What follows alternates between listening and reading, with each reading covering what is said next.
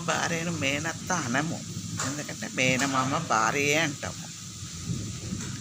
అదే మేనత్తను మేనత్త అని అంటాం. అత్త భర్తను మేనమామ అన్నాం, మామ అంటాం. మా మేనత్త భర్త అంటాం. చూసిండ్రా ఎంత తేడా ఉందో, పిలుపులోనే తేడా ఉంది. మేనమామ భార్యను మేనత్త అనము, మా మామ భార్య మాకు అత్త వరుస అవుతుంది అంటాం. మేనత్త భర్తను మాకు మామ అవుతాడు, మా అత్త భర్త అని అంటాం. కానీ మేనత్త మేనమామ అంటే అర్థం ఎక్కడుందో చెప్పండి, ఆలోచించండి. ఆలోచించే వాళ్ళు విడిపోరు, కలిసి ఉంటారు.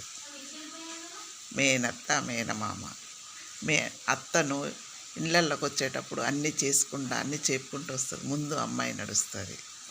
చచ్చిపోయినా ఇంటికి వచ్చి దీపం పెట్టాలి ఆడపిల్ల. ఎవ్వరు రారప్పుడు,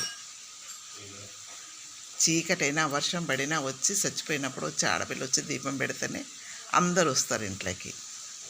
చూసారా, ఇళ్ళకి వచ్చిన ఆడపిల్ల కావాలి, మన గృహోపదేశమైన ఆడపిల్ల కావాలి, మంగళారతి రాఖీ కట్టడానికైనా దేనికైనా కొడుకలు వచ్చిన ఆడపిల్ల కావాలి. అవునా కదా? ఆడపిల్లతోటి ఎన్ని పనులు ఉంటాయి. ఆడపిల్లలు వద్దని అబార్షన్ చేయించుకుంటున్నారు ఈ రోజుల్లో. మేనమామతో ఎన్ని పనులు ఉంటాయి. పుట్టినప్పుడు పుట్టెంటుకలు తీసడానికి మేనమామే కావాలి. ఏమైనా కీడు వచ్చినా కుడుకలు నూనె పోసి మేనమామే చూడాలి. పెళ్ళికి మేనమామే కావాలి, చచ్చిపోయిన మేనమామే కావాలి, బతుకుండంగా మేనమామలే కావాలి, అన్నిటికీ మేనమామలే.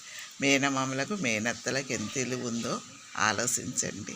అమ్మ మాటగా చెప్తున్నాను, అవునా కాదా?